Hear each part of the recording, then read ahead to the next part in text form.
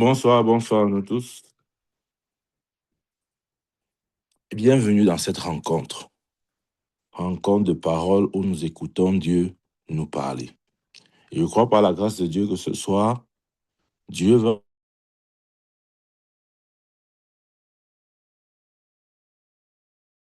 Mais tu es là pour écouter ce que Dieu a à te dire pour ce soir. Amen.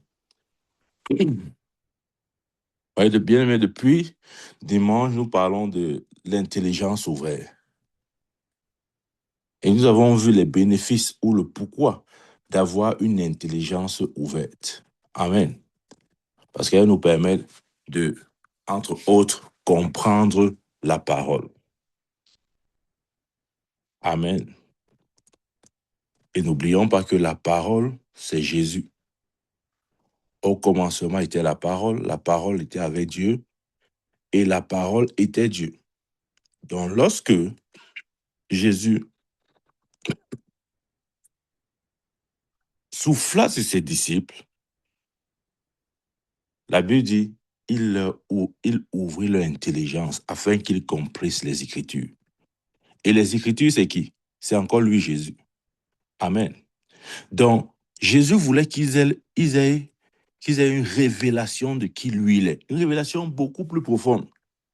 Parce que les Écritures rendent témoignage de lui. Amen. Proverbe 16, 16. Proverbe 16, 16 dit, combien acquérir la sagesse vaut mieux que l'or. Oh, bien aimé, regarde. Regarde ce que la Bible dit. Combien acquérir la sagesse vaut mieux que l'or. Combien acquérir l'intelligence est préférable à l'argent. Tu vois, dis-moi un peu, sois honnête envers toi-même. Ne commence pas à me mentir ici, là. Si on met à côté, si on met devant toi, hein, la sagesse et l'or, honnêtement, qu'est-ce que tu vas choisir?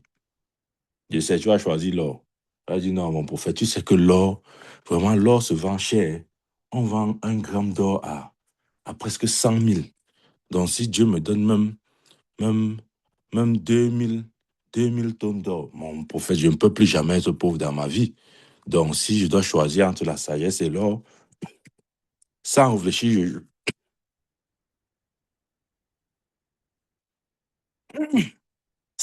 je choisirais l'or. Non. Si tu choisis l'or au lieu de la sagesse, pour quelque raison que ce soit, je vais te dire pourquoi tu fais le choix de cette manière. C'est parce que tu es encore charnel. La Bible dit, combien acquérir la sagesse vaut mieux que l'or. Combien acquérir l'intelligence est préférable à de l'argent. Amen. Si on met de côté l'argent, on met l'intelligence, on dit choisir. Je sais, toi tu vas choisir l'argent. Tu vas dire, mon prophète, tu sais, même la Bible dit que l'argent répond à tout. Donc si j'ai l'argent, vraiment, je crois que je n'aurai plus mes problèmes. Tu vois, les problèmes que j'ai là, c'est parce que je manque d'argent. Non, non. Ces problèmes ne sont pas là à cause du manque d'argent. Écoute-moi très bien. Tu es venu ce soir écouter Dieu parler, non? Ah, laisse Dieu te parler. Ces problèmes ne sont pas là à cause du manque d'argent. Ces problèmes ne sont pas là à cause du manque d'or, mais à cause de l'insuffisance ou du manque de sagesse et d'intelligence. Tu vois, si tu comprends que c'est ça ton problème, ce n'est pas l'or ni l'argent. Oh bien-aimé, ta démarche sera différente. Tu ne vas plus courir après l'or ni l'argent, mais tu vas courir après la sagesse et l'intelligence.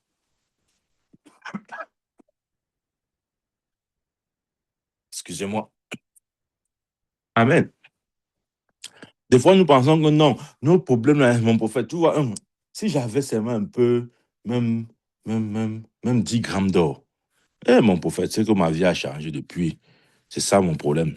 Non, tu sais, non, parce qu'il n'y a rien dans mon compte bancaire. C'est pour ça que ma vie ne bouge pas. Non, ce n'est pas pour ça. La Bible dit, la sagesse vaut mieux que l'or et l'intelligence est préférable à l'argent. Maintenant, Proverbe chapitre 4.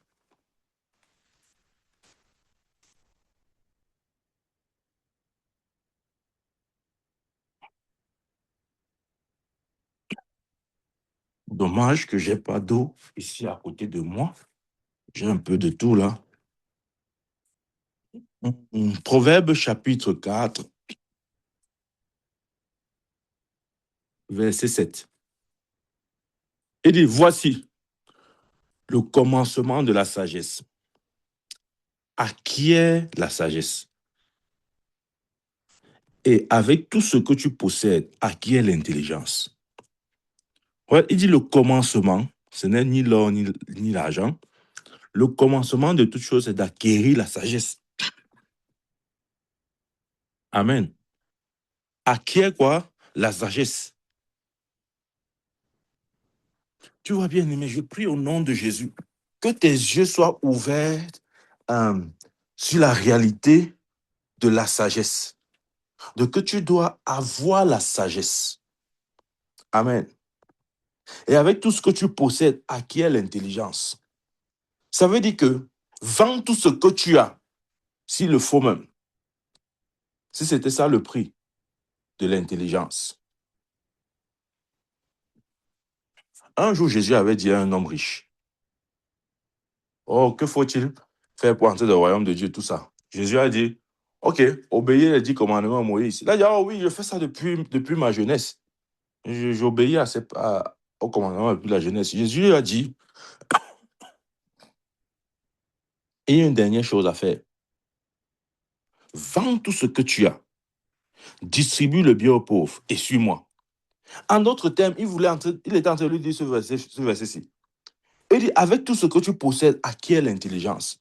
Jésus est en train de te dire, Jésus est en train de lui dire, débarrasse-toi de tout ce que tu as maintenant et qui ne t'a vraiment pas servi, enfin, qui ne t'a pas aidé, pour obtenir ce qui va réellement t'aider. Parce que la sagesse, comme l'intelligence, répond à une seule personne, Jésus lui-même. Amen. Ouais. Jésus voulait dire à cet homme riche que j'ai ou je suis quelqu'un, comment je vais me dire ça? Que en moi, il y a quelque chose que tu ne trouveras pas dans ton or. En fait, Jésus ne voulait pas le rendre pauvre. Ouais, parce que des fois, quand Dieu nous demande quelque chose, notre mentalité charnelle nous amène à penser que c'est parce qu'il veut nous rendre pauvres. Il ne nous aime pas. Pourquoi il me demande mes biens? Il fait quoi avec? En fait, chaque fois que Jésus te demande quelque chose en termes de biens, en termes de possession, ce n'est pas dans le but de te déposséder de la chose, mais c'est dans le but de te donner quelque chose de beaucoup plus meilleur. Amen. C'est comme ça que tu dois voir. Cet homme riche, il a préféré s'éloigner de l'intelligence et de la sagesse parce qu'il ne voulait pas se séparer de ce qu'il avait. Amen.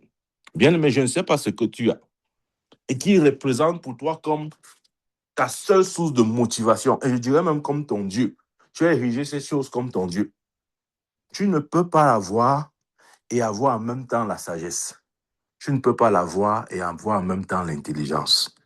Amen. C'est ce que la Bible dit. Voici le commencement de la sagesse. Acquiert la sagesse. Et avec tout ce que tu possèdes, acquiert l'intelligence. Amen. Proverbe 8.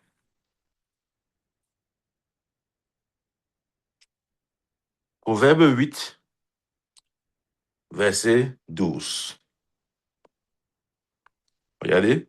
Moi, la sagesse, j'ai pour demeure le discernement. Et je possède la science de la réflexion. Une minute, s'il vous plaît.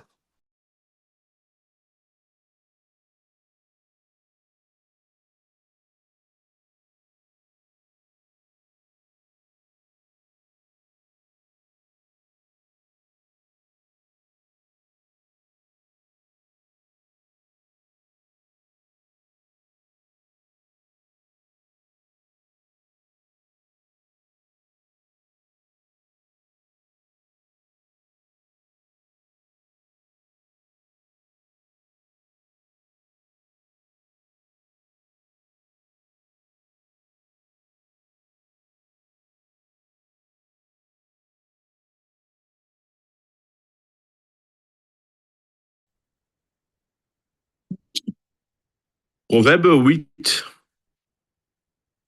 verset 12.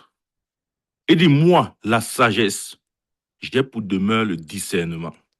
Vous voyez, ici dans le proverbe, il personnalise. On a l'impression que la sagesse ici n'est plus juste un don, mais c'est une personne, puisqu'il dit, moi, la sagesse. Amen.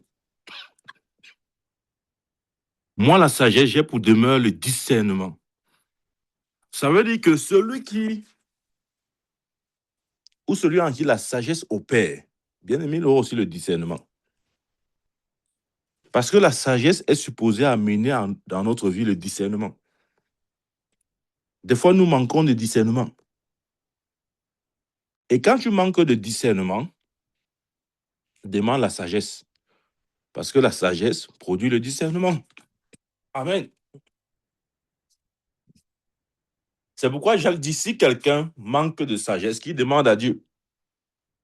Dieu veut nous voir remplis de discernement. La suite du verset dit, et je possède la science.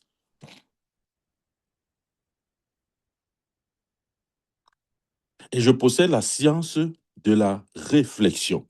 Amen. Donc, ça veut dire quoi? Ça veut dire que lorsque la sagesse agit en nous, bien-aimés, nous ne manquerons pas de discerner quoi que ce soit.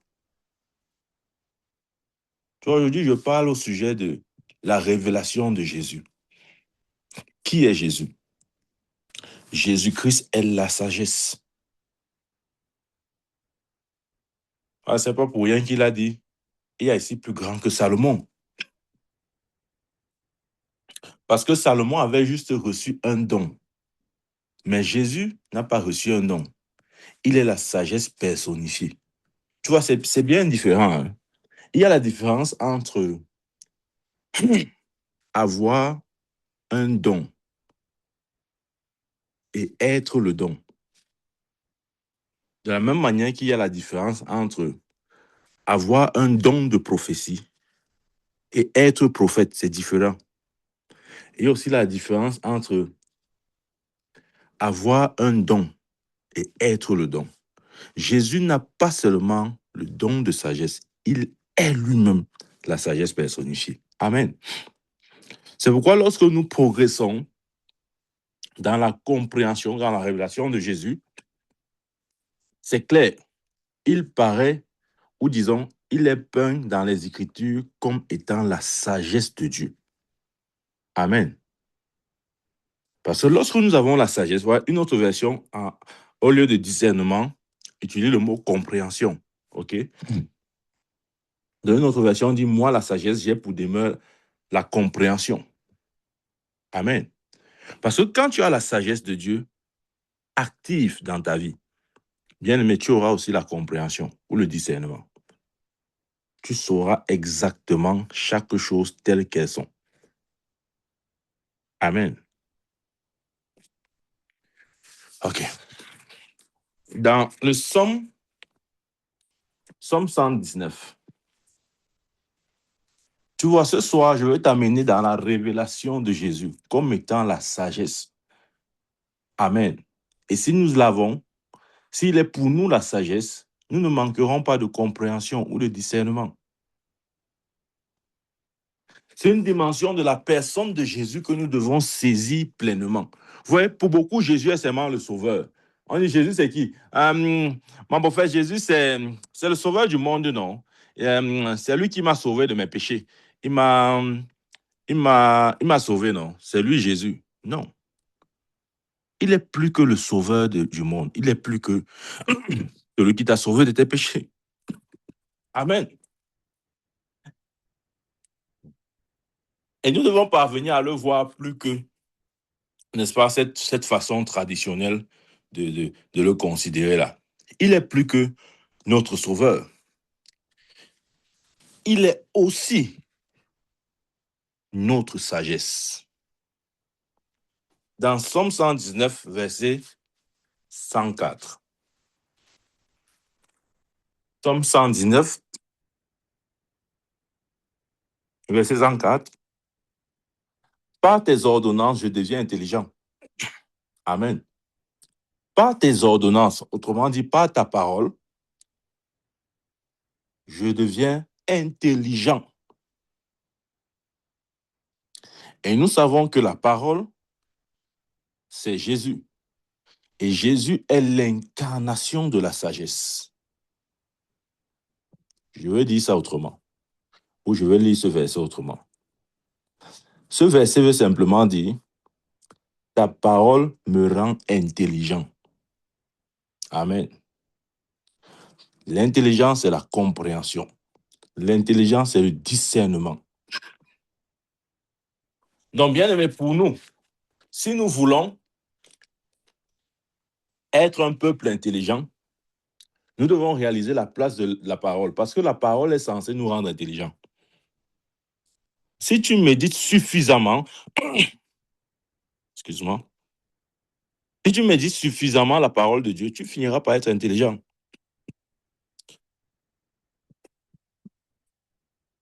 Je ne parle pas de l'intelligence selon le monde. Non. Je parle de l'intelligence selon Dieu. Lorsque tu médites suffisamment la parole, tu verras que Jésus n'est pas juste pour toi ton guérisseur. Il n'est pas juste pour toi ton avocat, même s'il est aussi ton avocat. Il n'est même pas simplement pour toi celui qui te justifie, même s'il t'a justifié. Il y a une dimension de Christ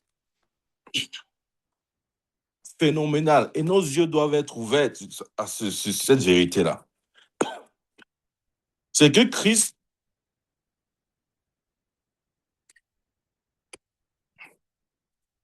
est la sagesse. Amen. Christ est la sagesse. Il n'est pas juste une sagesse, l'expression d'une sagesse spécifique, non. Il est la sagesse de Dieu. Il est, comment je vais dire ça? Regarde, Colossiens 2, verset 9. Car en lui habite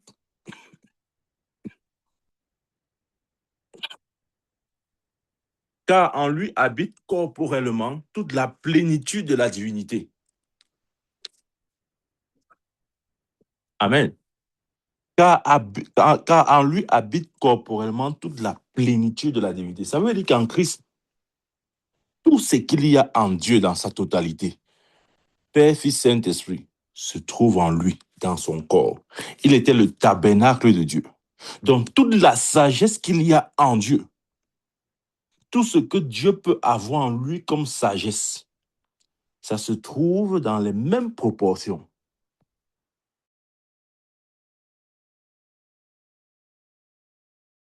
Tu vois, aujourd'hui, j'aimerais ouvrir tes yeux sur la dimension de Christ en tant que la sagesse. Dans Colossiens 2, versets 2 à 3, je lis un peu à partir du verset 2. Afin qu'il ait le cœur rempli de consolation, qu'il soit uni dans la chair et enrichi d'une pleine intelligence pour connaître le mystère de Dieu, savoir Christ. Le mystère,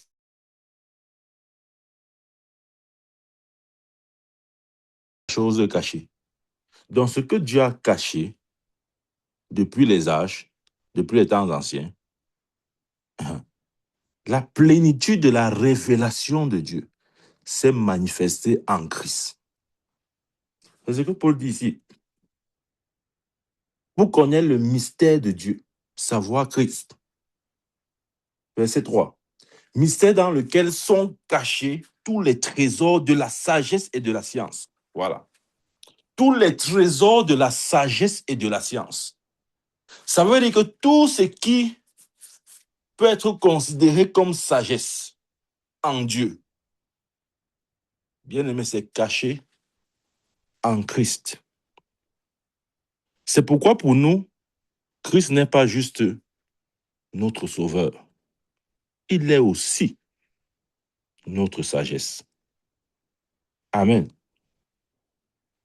Mystère dans lesquels sont cachés tous les trésors de la science, tous les trésors de la sagesse. et de la science. Une autre version dit connaissance. Donc, il a plu à Dieu de... Comment il veut dire ça? De renfermer, si je peux m'expliquer ainsi, de renfermer toute sa sagesse dans le corps d'une personne. Sa sagesse infiniment variée. Il a rempli ou il a déversé toute cette sagesse en une seule personne, Christ. Amen. Ça veut dire en lui, Christ, le cerveau de Dieu est en lui. La pensée de Dieu est encore en lui. Le raisonnement de Dieu, la puissance de Dieu, les attributs de Dieu sont en Christ. Amen. Colossiens 1, verset 19. Colossiens 1, 19. Car Dieu a voulu que toute plénitude habitât en lui. La plénitude de la divinité, dans toutes ses fonctions et ses attributs, habite en Christ. C'est pourquoi ce n'est pas correct de dire que Jésus est juste un leader d'une religion chrétienne. Non. Il est plus que ça. Encore que le christianisme n'est pas une religion. Il est pour ceux qui croient en lui, leur sagesse. Amen. C'est pourquoi l'autre jour, il a dit que tu es censé être plus sage que Salomon. Parce que Salomon n'avait reçu qu'un don. Toi, tu as reçu la personne.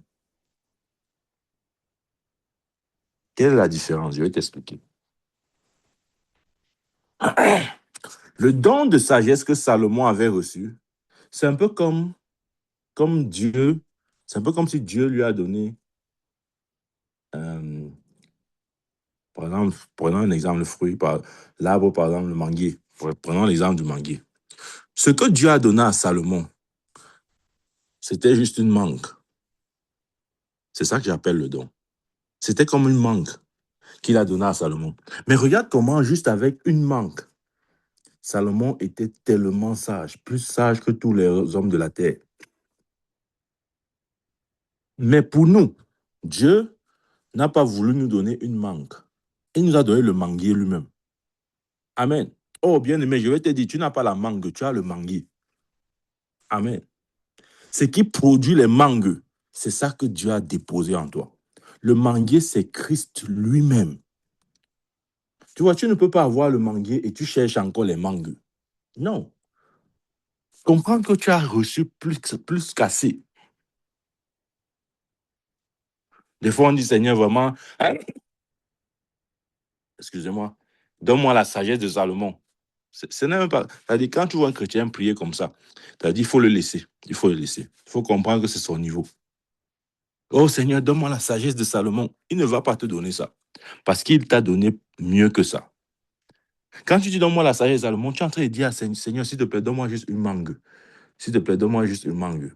Mais Dieu dit, ce gars n'a pas compris. Il n'a pas compris que le manguier, ce qui produit les mangues, est en lui. Et jusqu'à ce que tu réalises, et ça, je ne dis pas juste de manière intellectuelle. Hein.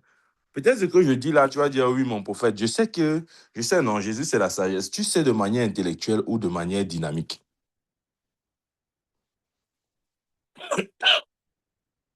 Jusqu'à ce que nous réalisons que Christ est la sagesse.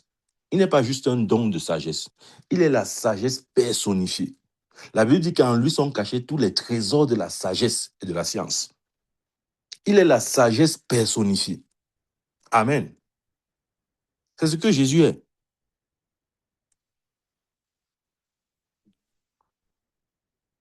En lui sont cachés tous les trésors de la sagesse et de la science. Je vais te dire ce que ça veut dire. La Bible dit que nous sommes héritiers de Dieu et co-héritier avec Christ. Maintenant, on ne comprend pas ça dans le sens naturel. Hein, parce que quand on dit que je suis co-héritier avec telle personne, ça vous a probablement dit qu'on partage l'héritage à certains pourcentages. Peut-être 20, 80, 50%, 50%, 30, 70. C'est pas ce que ça veut dire. Quand la Bible dit que nous sommes co-héritiers avec Christ, ça veut dire que nous partageons le même héritage à pourcentage égal. Donc, si Jésus-Christ est la sagesse personnifiée, qui est un héritage, nous aussi, nous sommes la sagesse personnifiée. Tu ne comprends pas ça. Tu vas dire, ah, pourquoi mon prophète dit comme ça là? Hein, pourquoi il me met sur le même pied d'égalité que Jésus? Ah, ouais, ouais. Tu n'es pas membre de son corps. Dis-moi un peu. Toutes les parties de mon corps sont sur le même pied d'égalité. Amen. Je ne peux pas dire que mon pied est inférieur à ma tête. Pourquoi? Parce que lorsque je voudrais me déplacer, je n'utilise pas ma tête, j'utilise mon pied. Amen. Donc tous les membres du corps sont d'une certaine manière à niveau égal. C'est-à-dire que, et ça c'est ce que Dieu a fait en Christ Jésus. Ça nous prendra peut-être le temps pour comprendre cette vérité, mais c'est vrai. Nous sommes membres du corps de Christ. Dis-moi un peu, quelle partie de ton corps comment on va dire ça? Je vais dire ça simplement. Hein. Est-ce qu'il y a une partie de ton corps avec laquelle tu veux te séparer ou tu es prêt à te séparer facilement? C'est-à-dire que, est-ce que si on dit, OK, si on te coupe le pied gauche, est-ce que tu vas facilement accepter cela? Je ne pense pas. Si on dit qu'on te coupe le pied droit, est-ce que tu vas facilement accepter? Je ne pense pas. Parce que chaque membre du corps, y compris même la tête,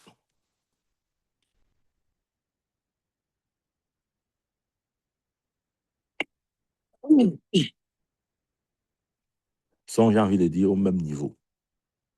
OK? Ça, c'est important de comprendre. Pour rien au monde, je ne suis prêt à me séparer de mon pied. Pour rien au monde, je suis prêt à me séparer de ma main. Et pour rien au monde, je suis prêt à me séparer de ma tête. Donc, lorsque la Bible dit que nous sommes co-héritiers de Christ, ça veut dire que, ça veut simplement dire que nous partageons le même héritage à pourcentage égal. Donc, si Jésus-Christ a été déclaré sagesse, en lui, Dieu me déclare aussi sagesse.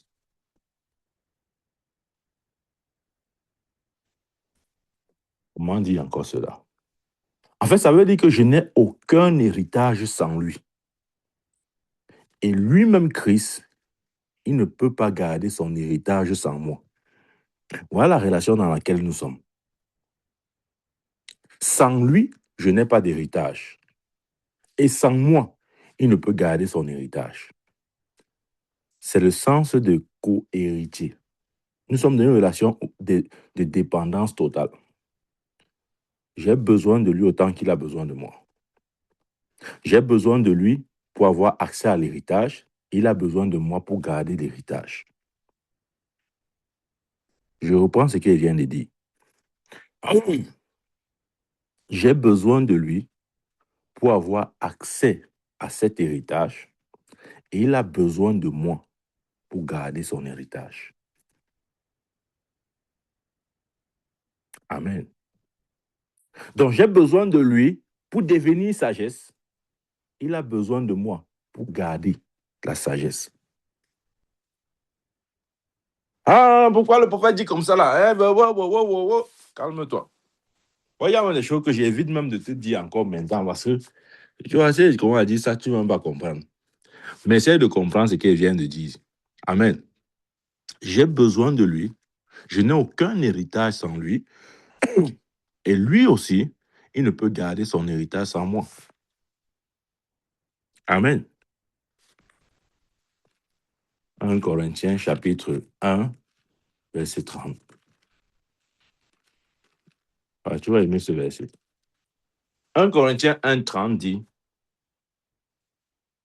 Or, c'est par lui que vous êtes en Jésus-Christ, lequel, de par Dieu, a été fait pour nous sagesse, justice, sanctification et rédemption.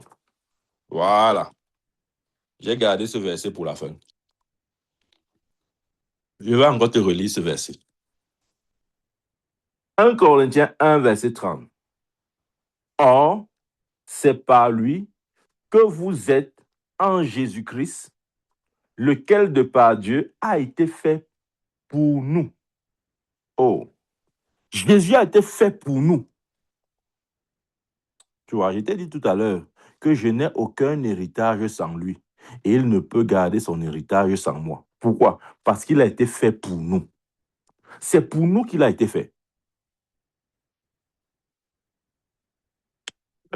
Seigneur. Je n'ai aucun héritage sans lui.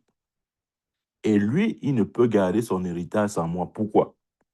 Parce que c'est pour nous. C'est ce que la Bible dit. Or, c'est par lui que vous êtes en c'est par lui que vous êtes en Jésus-Christ, lequel, de par Dieu, a été fait pour nous sagesse. 1. Pour nous, justice. 2. Pour nous, sanctification. 3. Et pour nous, rédemption. 4. Maintenant, nos yeux sont ouverts sur la rédemption. Comme je dis, il y a Jésus. Oh, Jésus, c'est le sauveur, c'est le rédempteur du monde.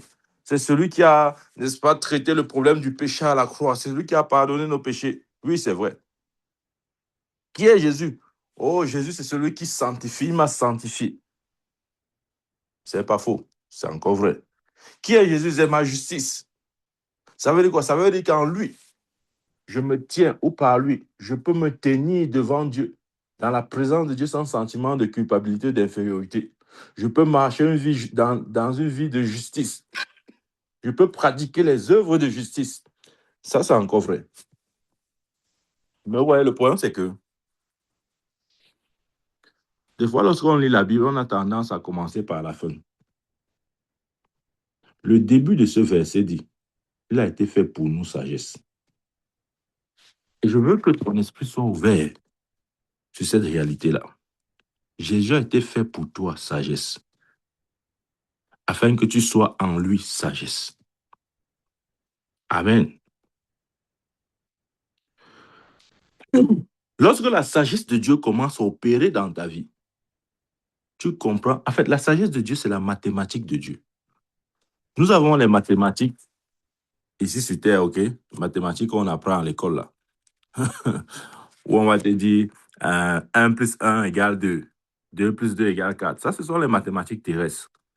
Il y a les mathématiques célestes, bien aimé. Il y a la sagesse d'en haut. Ça, nous l'apprenons par l'école. Tu ne peux pas aller à l'école apprendre cette sagesse. Non, elle ne se trouve pas dans les livres ou dans les programmes d'école. Non.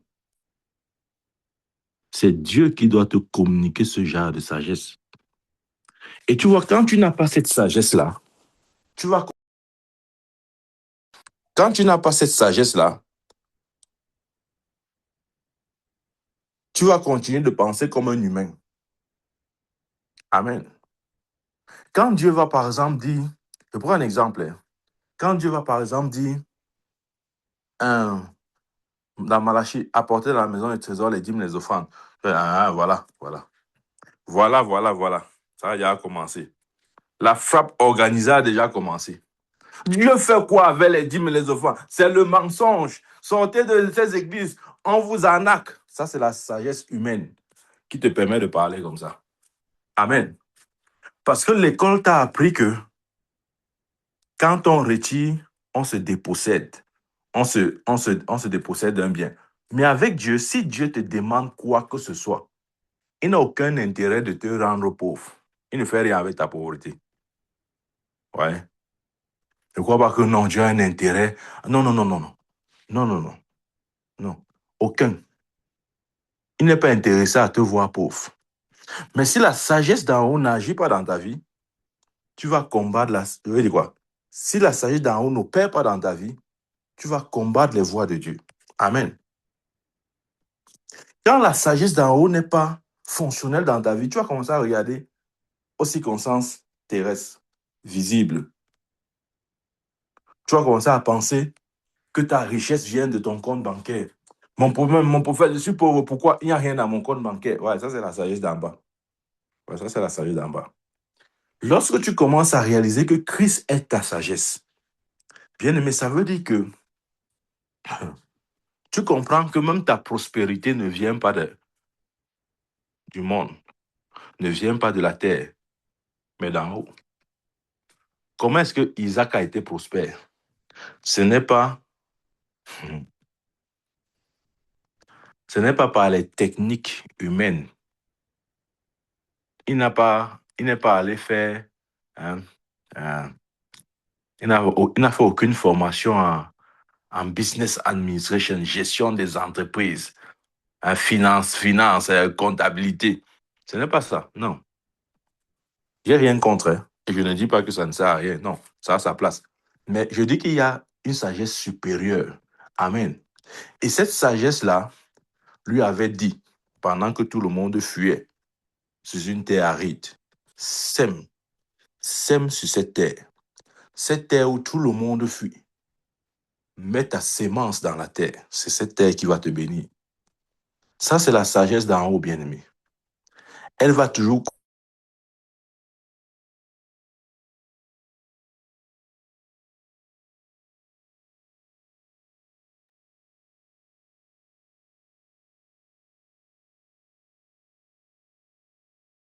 riche, allant s'enrichissant jusqu'à ce qu'il devienne fort riche. Où? Sur une terre aride. Ça, c'est l'expression de la sagesse d'en haut. Les gens qui sont très mathématiciens, là, ils vont fuir. On dit non, on a fait l'étude du sol. Tu vois, le sol, si on a vu que vraiment il n'y a pas les engrais, le sol, si est pauvre en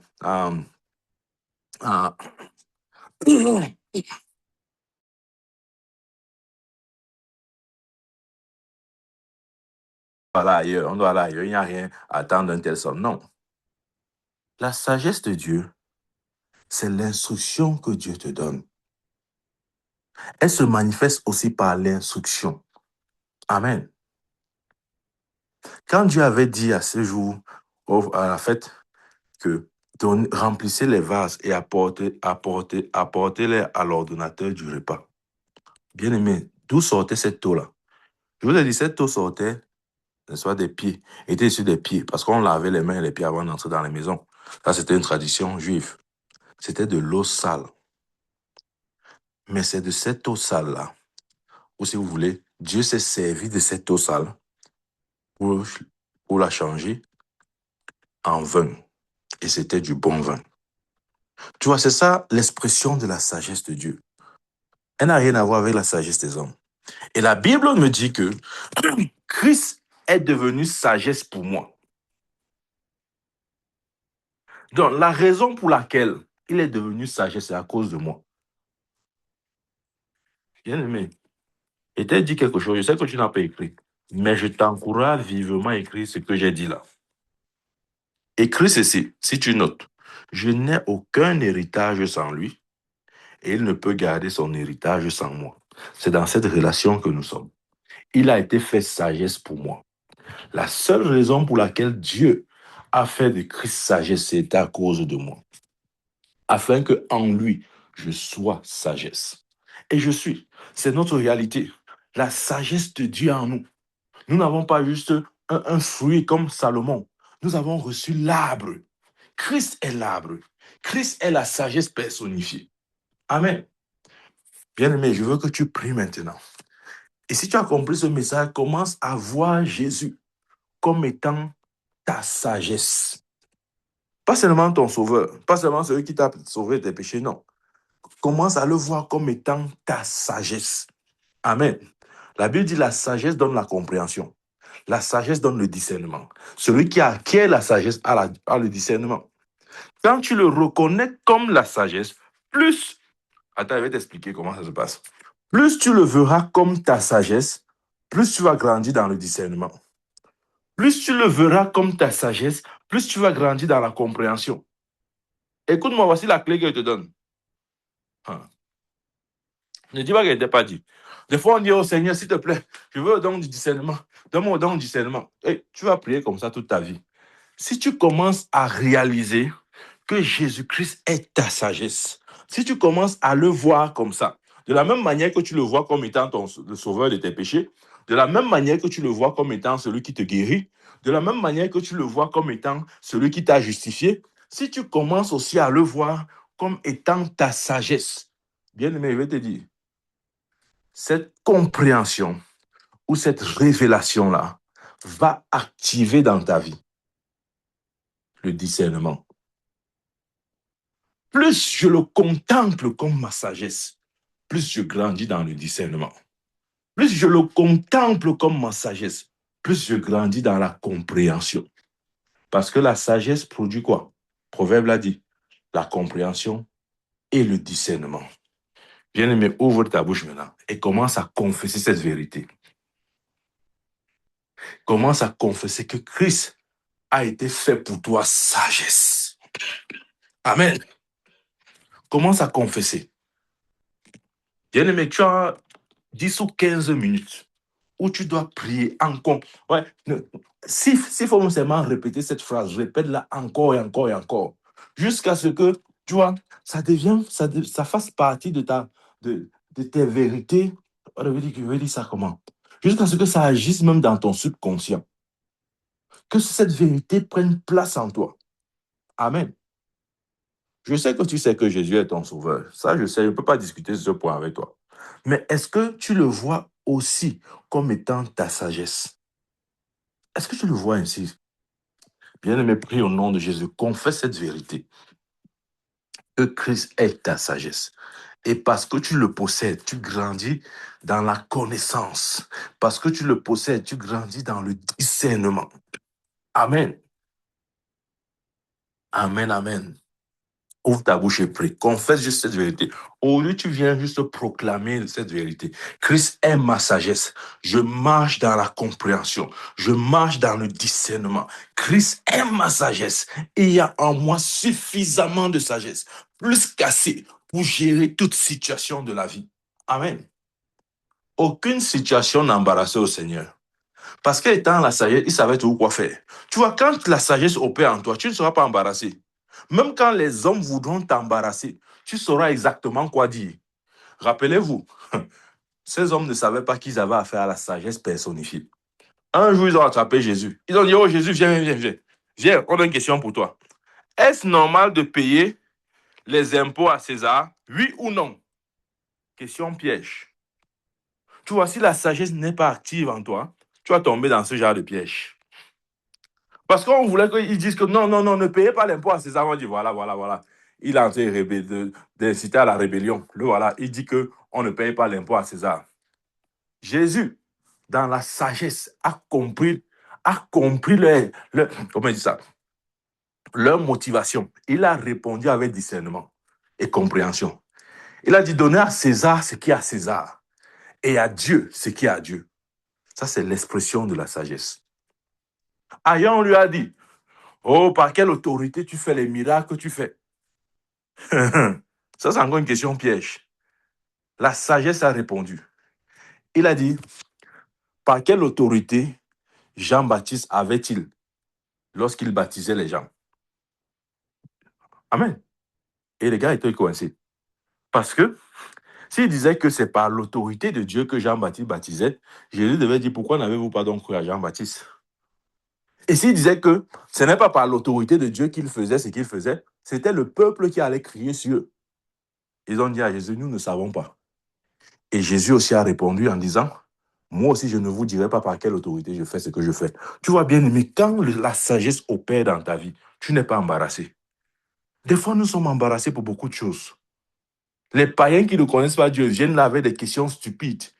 Et ils réussissent à nous embarrasser. Juste parce que la sagesse n'est pas encore active dans notre vie. Nous ne savons pas comment répondre de manière efficace, de manière cohérente et de manière claire. Mais je prie au nom de Jésus Après ce soir, comme Jésus, tu sauras toujours quoi faire. Tu sauras toujours quoi faire. Amen. Ouais, un autre jour, on est venu voir Jésus. On dit, oh Jésus, voilà, voilà la foule qui te poursuit. Ils ont faim. Renvoie-les dans les villages. Renvoie-les dans les villages. Parce que la sagesse opérait en lui. Ouais, je vais te dire, la sagesse te fait savoir exactement quoi faire.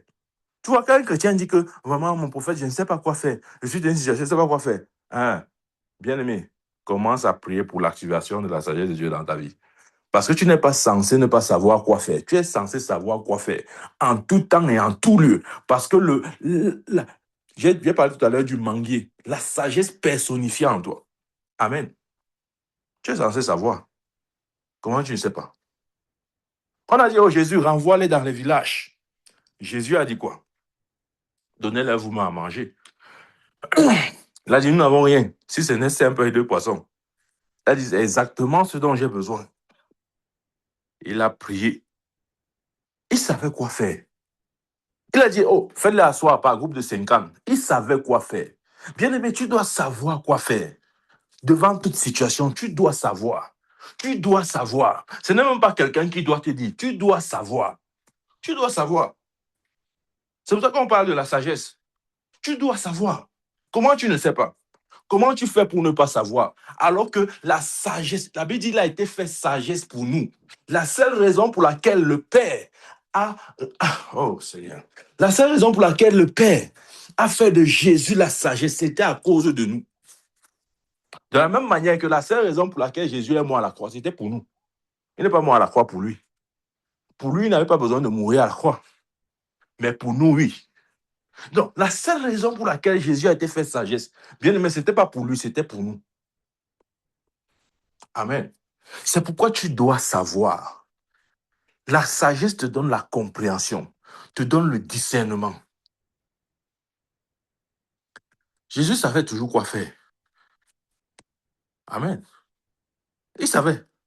Il n'était pas embarrassé. Aujourd'hui, nous sommes tellement embarrassés. Devant une petite situation, nous sommes embrouillés, nous sommes perdus. Même quand on est venu lui dire, oh, ton ami Lazare est malade. Il savait quoi faire. Il savait qu'il fallait attendre. Tu vois, quand la sagesse opère en toi, tu sauras toujours quoi faire. On va te poser n'importe quel problème, tu sauras quoi faire. Tu sauras quoi répondre. Tu dois savoir, tu dois savoir.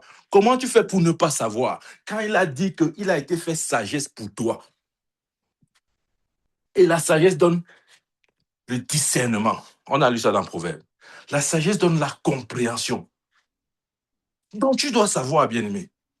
Je veux que tu regardes ce problème qu'on traite aujourd'hui comme un problème sérieux. C'est sérieux. Ne crois pas qu'on est juste en train de prêcher. Non, je ne suis pas venu prêcher, non. Je suis venu traiter un problème sérieux dans ta vie. La capacité à savoir toujours quoi faire. Ça, c'est l'opération de la sagesse dans ta vie. Et tu vois, cette sagesse, pour nous, est plus qu'un don. Ne crois pas que la sagesse est un don, non. La sagesse, c'est une personne. Et cette personne, c'est Jésus. Il est venu dans ta vie. Pas seulement pour être ton rédempteur. Non. Pas seulement pour être celui qui te sanctifie. Non. Même pas seulement pour être celui qui te justifie. Non. Mais il est venu pour être en toi, pour toi et par toi, la sagesse de Dieu. C'est ce que la Bible dit. Or, c'est par lui que vous êtes en Jésus-Christ, lequel de par Dieu a été fait pour nous. Tu vois, tu penses que tu ne soulignes pas la Bible. Tu ne soulignes pas les versets bibliques. Il a été fait pour nous, sagesse. Il a été fait pour nous, sagesse. C'est parce que Dieu a vu en nous, ou si vous voulez, Dieu a vu que nous avions ou que nous aurons besoin de la sagesse. Et pour nous communiquer sa sagesse, il a fait de Jésus sagesse, afin que pour quiconque soit en lui, en Christ, il devient exactement la sagesse de Dieu. Peut-être l'autre jour, peut-être tu n'as pas cru, tu es censé être plus intelligent que Salomon. Parce que Salomon n'avait qu'un don. Toi, tu as reçu la personne. Salomon n'avait que le fruit, la mangue. Toi, tu as le manguier. Qu'est-ce qui fait que tu sois moins sage que Salomon?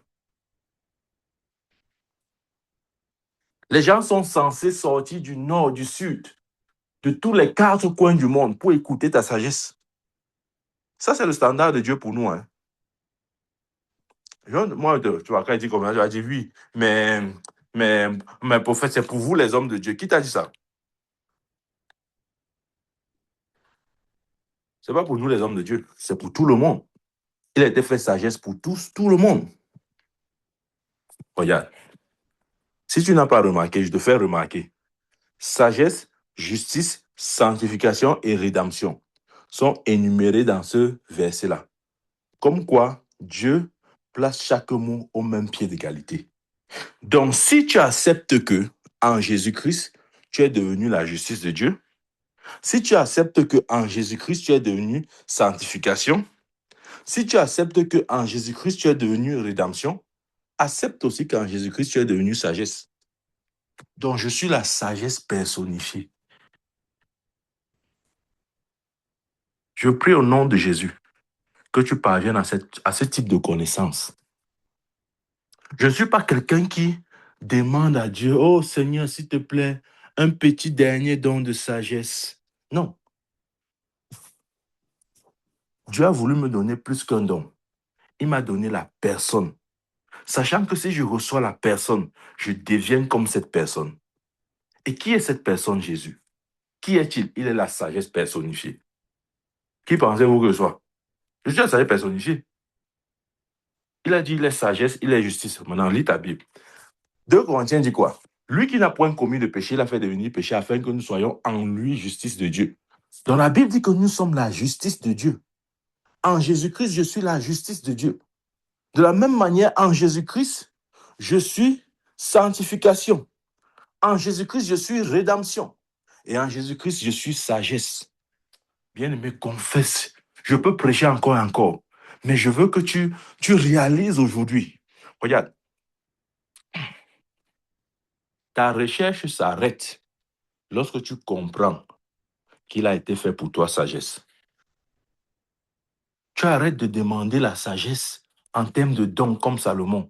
Lorsque tu comprends que la personne même, celui en qui habite, la Bible dit qu'en lui sont cachés tous les trésors de la sagesse et de la science. En Christ, tous les trésors dont la sagesse infiniment variée de Dieu se trouve en Christ. Et la Bible dit, pour nous, il a été fait sagesse. Et Christ est où? Il est en nous.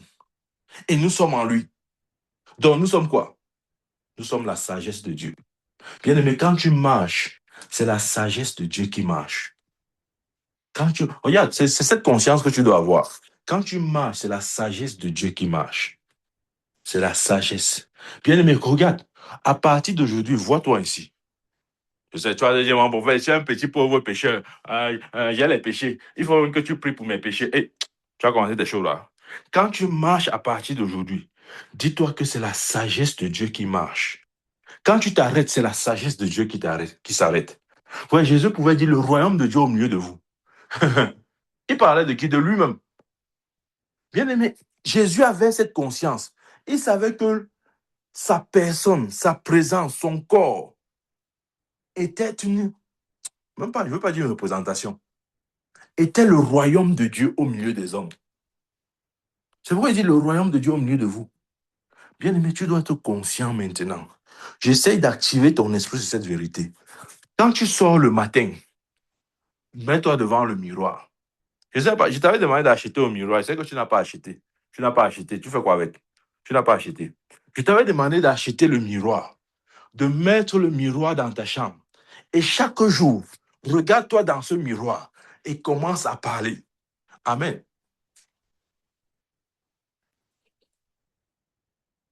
Tu vois, c'est une action prophétique. Tu es en train de dire à la personne que tu vois dans le miroir qui il est, qui Dieu dit qu'il est. Tu dois lui dire. David pouvait dire, mon âme bénit le Seigneur. Tu n'as pas encore lu ça à la Bible. Et il parlait à lui-même. Tu dois parler à toi-même. Parle-toi toi-même. Parle-toi toi-même. Amen. C'est ça que David dit d'acheter le miroir. Achète ton miroir. Tu te regardes dans le miroir, tu te mets à te parler. Mon âme bénit le Seigneur. Je suis la sagesse de Dieu, personnifiée. Lorsque je marche, la sagesse de Dieu marche. Lorsque je m'arrête, la sagesse de Dieu s'arrête. Lorsque je parle,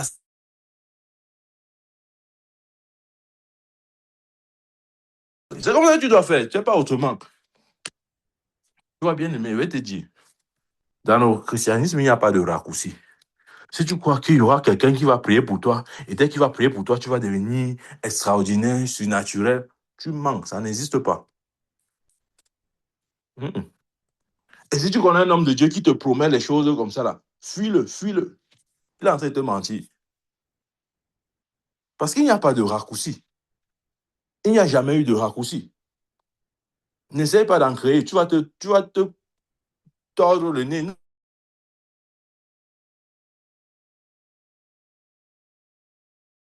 Il y a comme un chemin emprunté. Et c'est ce chemin que j'essaye de te montrer. Amen. Quand tu te lèves le matin, dis la sagesse s'est réveillée. Oh, la sagesse s'est réveillée. La sagesse s'est réveillée. C'est pourquoi j'aime beaucoup les anglophones. Hein.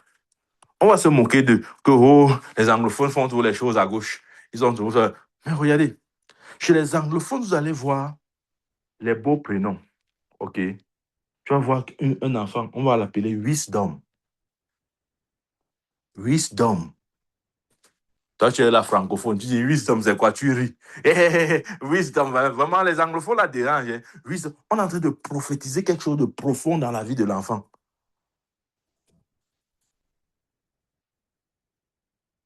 Tu ne sais pas ça. Toi, tu accouches ton enfant, tu peux donner les noms qui ne veulent rien dire. El Diablo.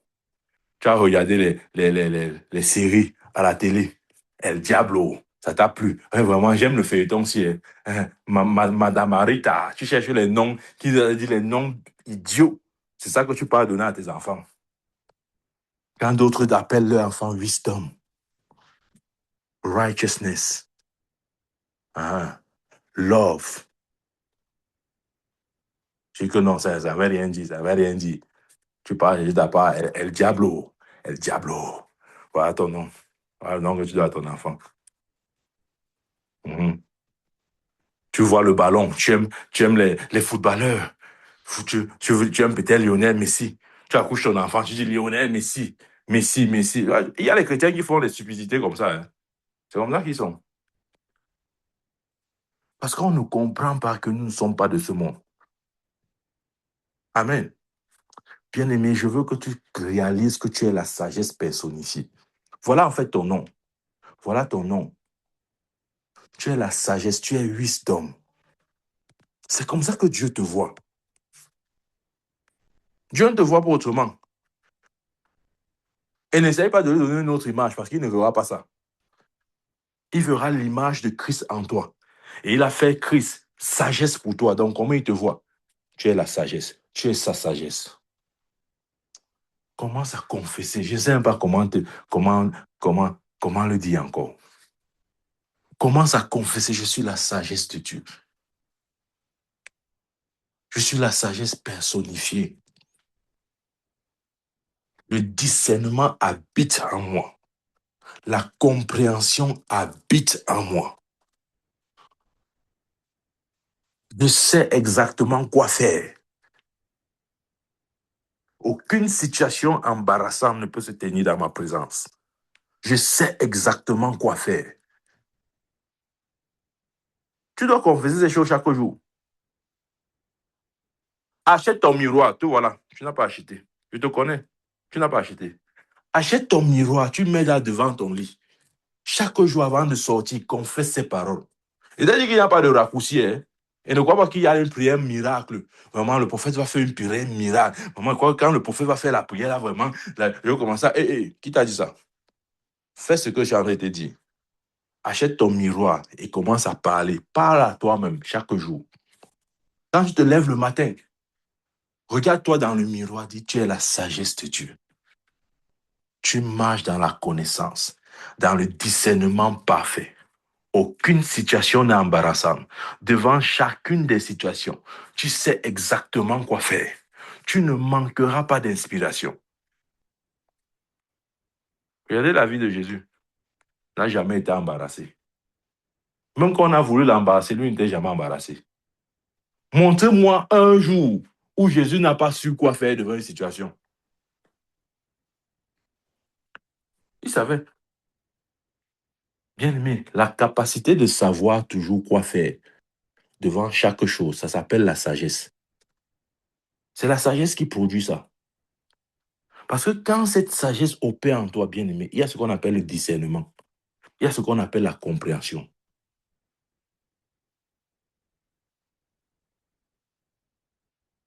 Oh mon prophète, mes affaires ne marchent pas, je ne sais pas quoi faire. Tu es censé savoir quoi faire pour faire marcher ces affaires.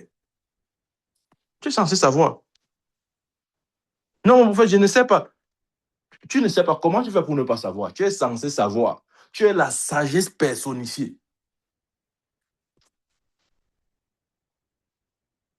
C'est parce que tu vois, tu t'es jamais vu comme étant la sagesse personnifiée. Et je pèse mes mots. Tu es la sagesse personnifiée.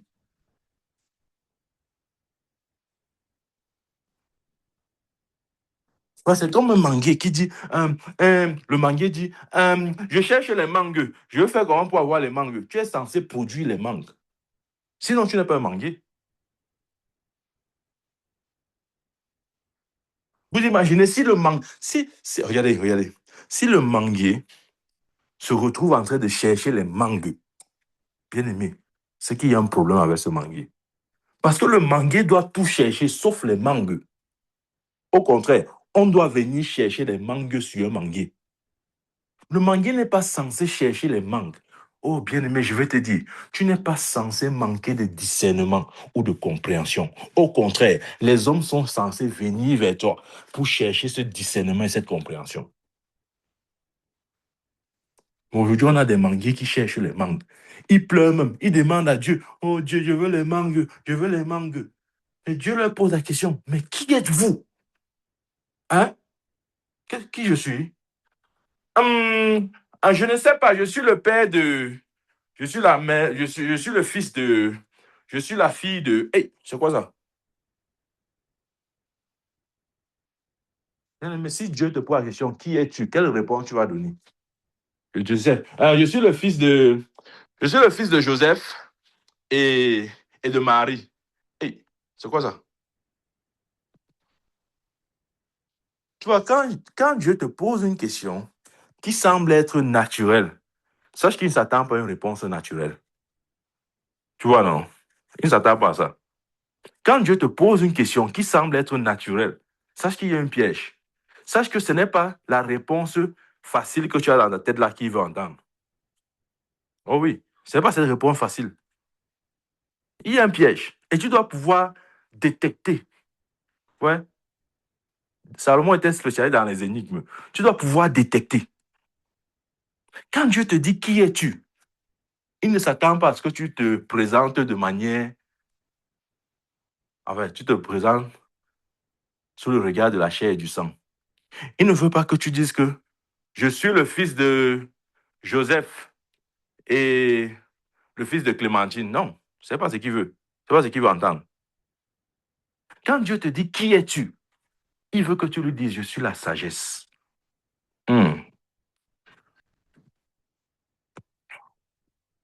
Ce qu'il veut entendre. Et c'est cette information que tu n'as pas.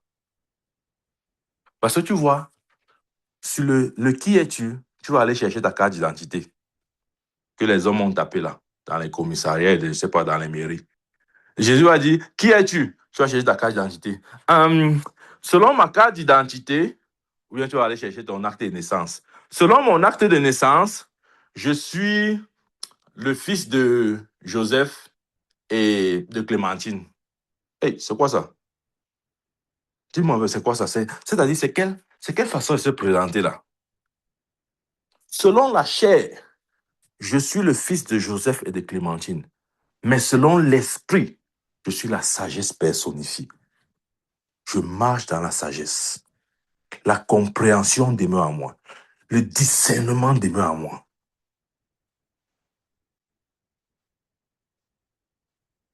Je l'ai lu. Et je le dis encore, la seule raison pour laquelle Dieu a fait de Christ sagesse, c'est pour nous, c'est pour nous, c'est pour nous. C'est afin que nous soyons. Rappelle-toi, la Bible dit que lui qui n'a point commis de péché, il a fait devenir péché, afin que nous soyons en lui, justice de Dieu. Donc la seule raison pour laquelle Jésus a accepté de devenir péché, c'est pour que nous soyons en justice.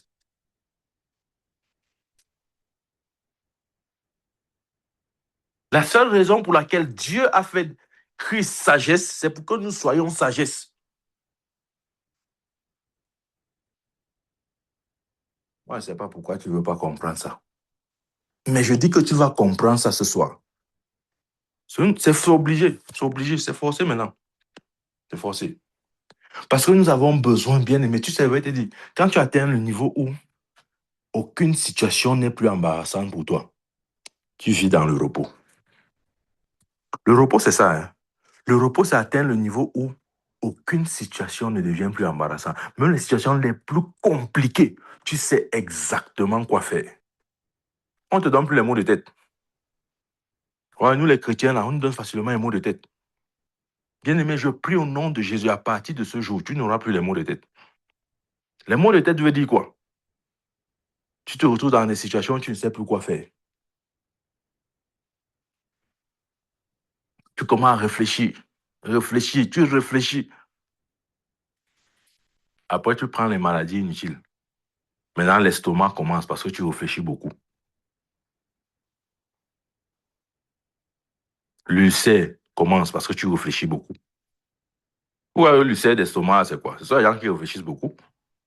Pourquoi ils réfléchissent beaucoup? Ils ne sont pas censés réfléchir. C'est parce qu'ils n'ont pas compris qu'ils sont sagesse de Dieu. Ils laissent les problèmes les submerger.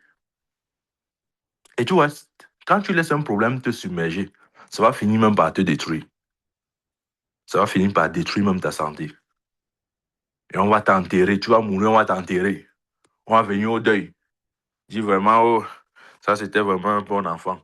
Vraiment, vraiment, sa vie était remarquable. Vraiment, acceptons seulement comme Dieu a pris là. Hein?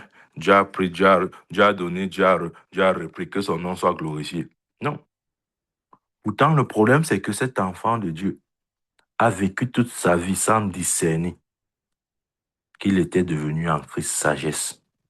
Bien-aimé, prie maintenant. Amen. Tu vois, je vais m'arrêter là pour ne pas être très long. Mais commence à confesser ce que tu as entendu. Dis en Christ Jésus, je suis devenu sagesse. C'est la sagesse qui marche. Je suis la sagesse de Dieu. Je suis la sagesse de Dieu. Le discernement demeure en moi. La compréhension habite en moi.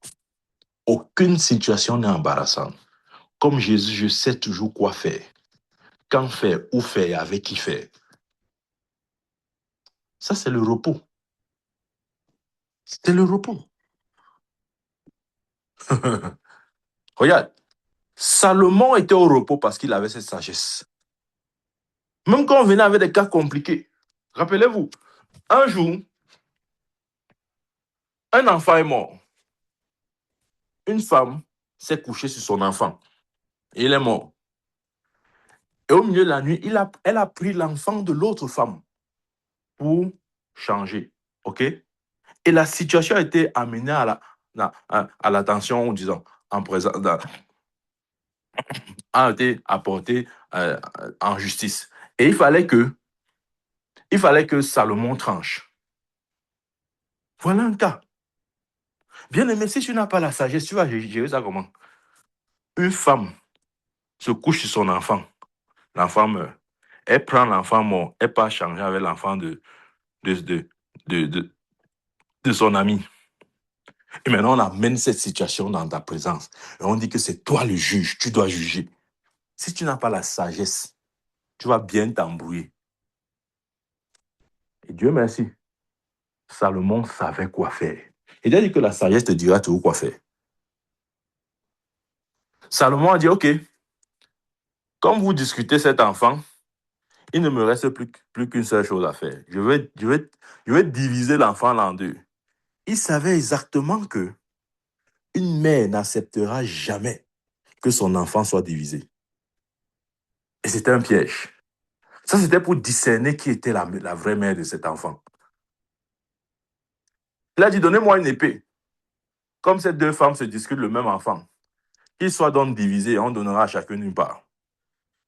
Et pendant qu'il a levé l'épée, prêt à trancher, parce qu'il n'allait pas le faire, bien sûr, c'était un piège. La vraie mère est sortie. Elle a dit, non, non, non, non, non. Non, non, non, ne tuez pas cet enfant. Ne tuez pas cet enfant. Remettez cet enfant à cette femme. Ne le tuez pas, ne le tuez pas. Pendant que l'autre mère est en train de dire, oui, oui, oui, tiens, tiens, tiens, coupons comme ça, coupons, coupons, coupons. Salomon a su, non. Voilà la vraie mère. Parce qu'une vraie mère ne peut pas vouloir la mort de son enfant. Remettez cet enfant à cette femme.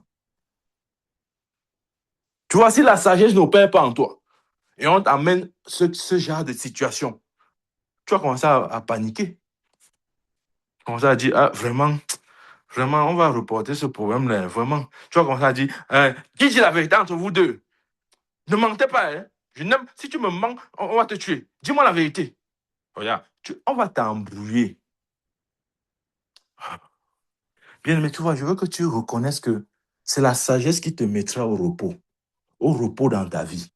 Regarde, Jésus c'était quelqu'un qui était toujours au repos. Hein. Même quand la tempête s'est levée, les disciples m'ont crié à gauche, à droite. Oh, maître, on va faire comment? On est en train de mourir. Jésus dit qu'il dormait.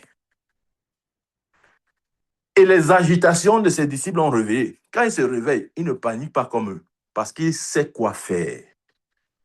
Je prie au nom de Jésus que cette dimension de sagesse soit activée dans ta vie, afin que tu saches toujours quoi faire devant toute situation. Pendant que les disciples s'agitaient, Jésus savait exactement quoi faire. Pourquoi? Parce qu'il était la sagesse personnifiée. Tu vois, Proverbe a dit quoi? Que la sagesse produit le discernement. Une autre version dit la compréhension. Ça veut dire que tu sais exactement quoi faire. Devant une situation, tu scannes rapidement, tu as la solution. Bien-aimé, s'il faut prier pour quelque chose, c'est prier pour ce que j'en ai dit là. Toi, tu sais que c'est le manque de discernement qui t'embrouille depuis là. Tu tournes comme ça, tu entres, tu descends, tu sors, tu montes, tu descends, tu es embrouillé, tu ne dors pas, tu as les cauchemars. Parce que devant une situation, tu ne sais plus quoi faire. Tu es comme embrouillé.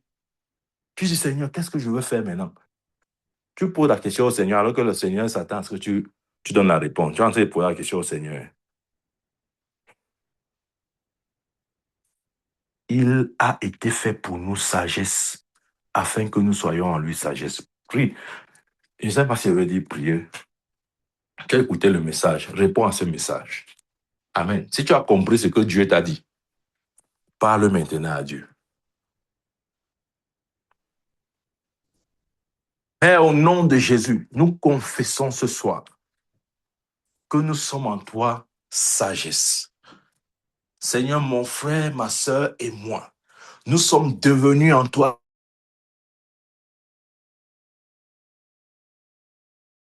Nous confessons qu'en nous, il y a le discernement, qu'en nous, il y a la compréhension, qu'aucun problème n'échappe à notre discernement.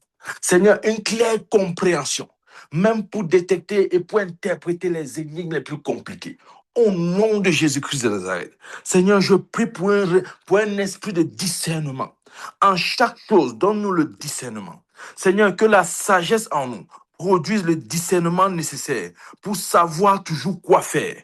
Au nom de Jésus-Christ de Nazareth. Oh Dieu, je prie, Père.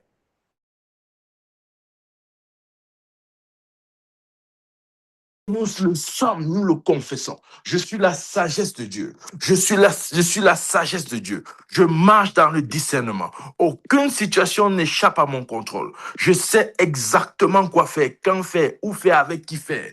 Au nom de Jésus, je confesse que cela soit une réalité maintenant. Je confesse cette réalité. Je confesse cette réalité. Je confesse cette réalité. Au nom de Jésus-Christ, je confesse cette réalité. Je marche dans la sagesse. Je suis la sagesse. Je marche dans la sagesse. Le discernement habite en moi. La compréhension habite en moi. Je marche dans la sagesse. Et l'ébroso pari broko si prandabaya. Je suis la sagesse personnifiée de Dieu. Sur terre, je suis la sagesse. Je suis la sagesse de Dieu. Sur terre, je suis la sagesse. Parmi les hommes, je suis la sagesse. Parmi les hommes, je suis la sagesse. Au lieu de travail, je suis la sagesse. Dans ma maison, je suis la sagesse. En tout lieu et en tout temps, je suis la sagesse de Dieu. Je marche dans le discernement. Le discernement est ma portion. Au nom de Jésus-Christ de Nazareth, je confesse qu'aujourd'hui marque la fin de toute forme d'embrouille et de confusion.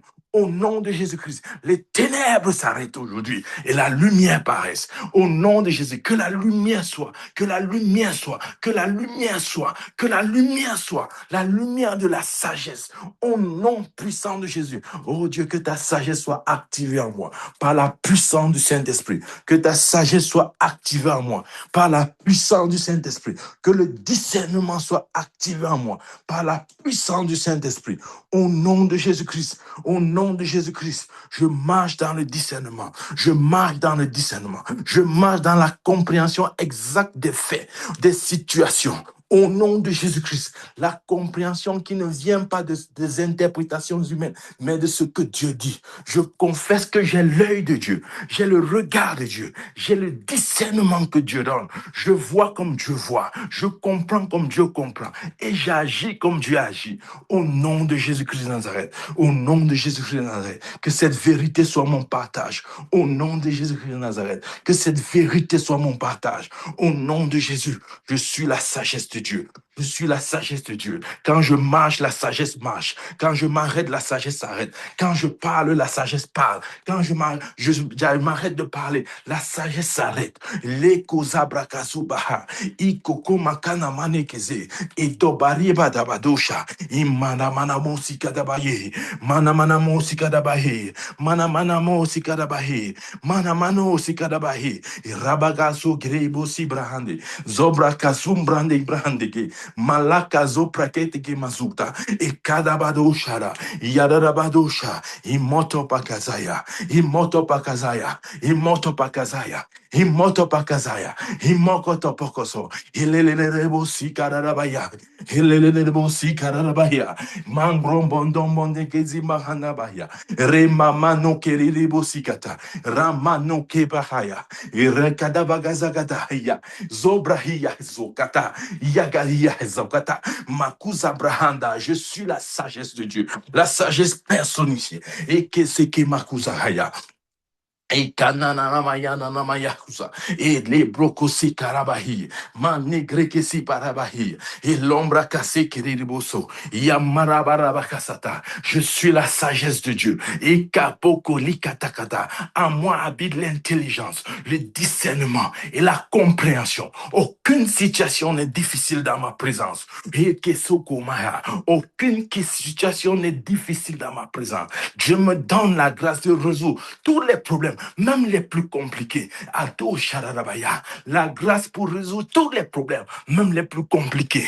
Ado Koribahande Kesibra, les Kalabaya Kasakata, la réponse qui vient d'en haut, la réponse qui vient d'en haut, la réponse qui vient d'en haut. Et l'ombre neke nyamano nyamra yadosha, la réponse qui vient d'en haut. Reketeke Masukatabahi, Marike de Boko Sokori Behandeke, Rabakuza Bahandegre, Gadabagaza Gadabagozokoto, Elerebo Sikarabaya, Manta Parahandi de Uria Brahende, Manta Prandi Kreke de Bosi Abrahende, Zavrada Uria Brahike de Bosa, Zabrado Zifrande de Bosha, Ekaramayane de Bosokoto, Yagadabagaza, Yagadabagaza, je suis la sagesse, et quel est le Bosikata, je suis la sagesse, et quel est le Bosikata, je suis la sagesse, et Kohoko Makanganiane, Ale Kakaka de Diba, Rabagakakamaya, ele malakozo, leke kuku maliyahanda, yagadagadogoziah, et la bradabaraba. Je suis la sagesse de Dieu. Dans ma génération, je suis la sagesse de Dieu. Et les gens viendront du nord au sud, de l'est à l'ouest pour écouter la sagesse dans ma bouche. Et je suis la solution, je suis la lumière, et je suis le soleil, je suis le sel. Et kazo prakasa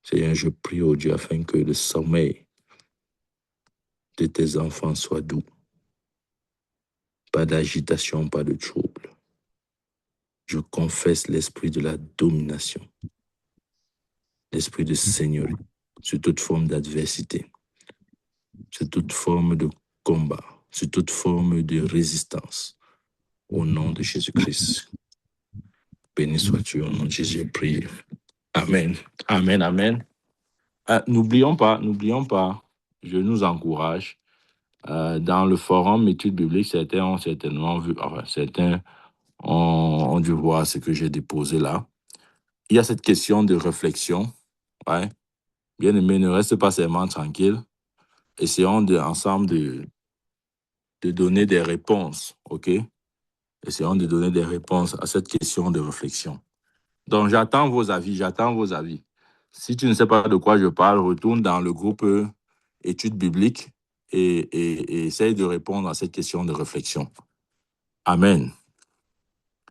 Est-ce que nous avons compris? Ouais. Essayons de nous exercer sur cette question-là. On pourrait pas essayer de comment.